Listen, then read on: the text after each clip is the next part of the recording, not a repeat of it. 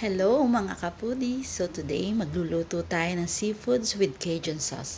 Super sarap nito! So ayan na nga yung mga ingredients natin. May shrimp, may crab, may mussels, and may squid.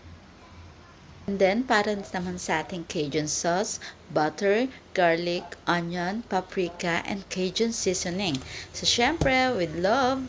Una, mag-melt tayo ng butter sa pan. Pag mainit na, ilagay na natin ang ating garlic. And then, sunod na rin na natin ang ating onion.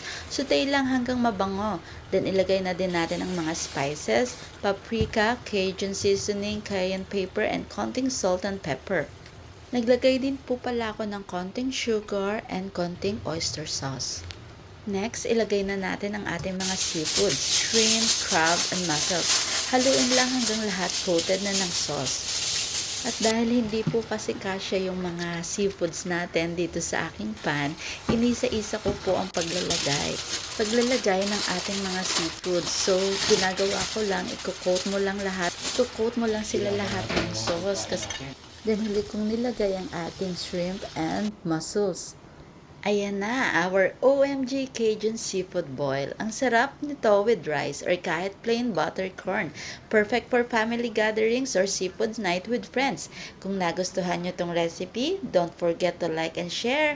Follow for more easy recipe.